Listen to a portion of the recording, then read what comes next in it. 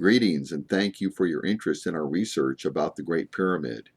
My name is Stephen Myers, and I am the founder of the nonprofit organization called the Pharaoh's Pump Foundation. This video series is our second video series about the Great Pyramid. This video series is about why the Great Pyramid was built.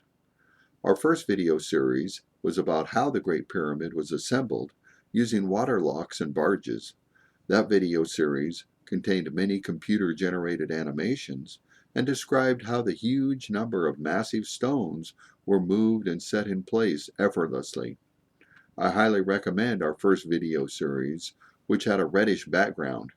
Our first video series can be viewed on our nonprofit foundation's website at www.thepump.org. This video series, with a bluish background, is about why the Great Pyramid was assembled and what purpose the original builders had for their magnificent architectural achievement we call the Great Pyramid. All we ask is that the viewer watch the entire video series and ponder the information these videos contain.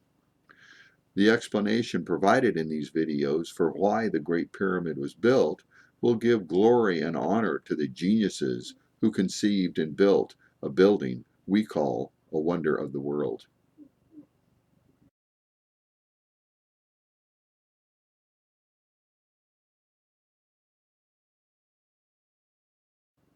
The Great Pyramid as it sits on the Giza Plateau.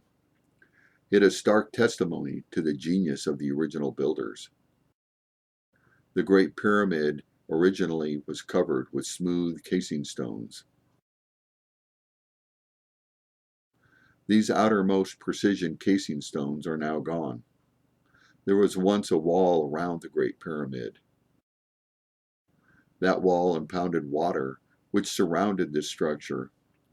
How fascinating it is that Herodotus wrote the Great Pyramid was like an island surrounded by water.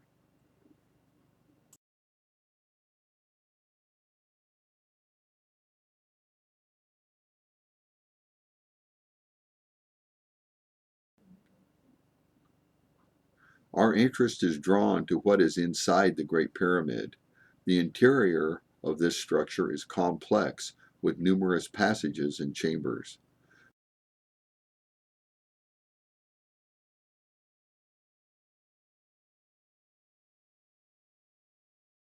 The descending passage, subterranean chamber, the grand gallery, the Queen's chamber, and King's chamber, as well as the relieving chambers. Also, we will discuss the so-called vents. The interior of the Great Pyramid elicits the question of why all the complexity? What purpose does it serve? Egyptologists, who think this structure was built to be a tomb, contend there must have been a change of plans during construction. That is how they justify the interior complexity of the Great Pyramid. They come up with this story because what they think is a tomb doesn't look like a tomb, and it doesn't. The direct physical evidence doesn't fit their preconceptions, so they try to explain away the interior complexity by contending the builders actually changed the design several times during construction. In contrast to Egyptology, I contend that the builders knew exactly what they were doing when building the Great Pyramid. I contend the builders built the Great Pyramid as designed, and they completed their project as originally intended. The Great Pyramid was not built at a high cost, but it was built as a wise investment. It was an investment that paid back to the builders in a tangible way. The complexity of the interior passages and chambers of the Great Pyramid was necessary because it is a machine. This functioning machine was infrastructure for the civilization which created it. The Great Pyramid, as infrastructure, provided tangible prosperity for those who built it.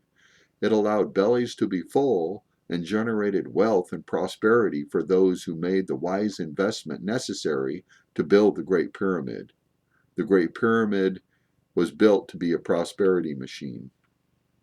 The Great Pyramid was never built to be a tomb. How do long open passageways and chambers with sliding stones protect the dead pharaoh's treasure? I never get a coherent answer to that question. The Great Pyramid's interior, with all of its complexity, was never a tomb.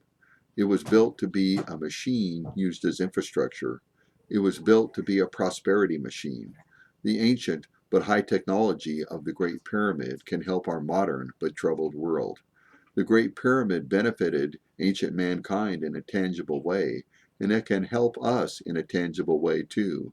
The Great Pyramid can do all of this because the Great Pyramid was built to be a water pump.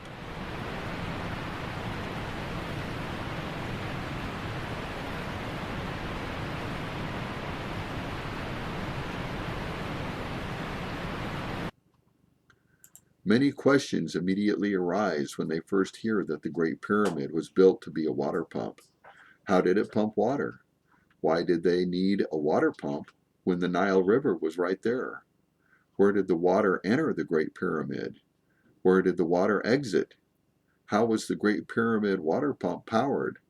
How did the water get to the Giza Plateau? Where was the water pumped to? What was the uses of the pumped water? The Great Pyramid must have been more than just a water pump. We will address all of these questions and more in the video series.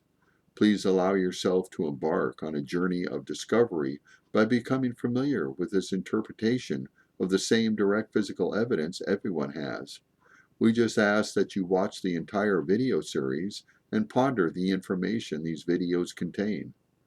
Our next video will examine the subterranean cuttings beneath the Great Pyramid to see what their purpose was and how they functioned as intended by the original builders.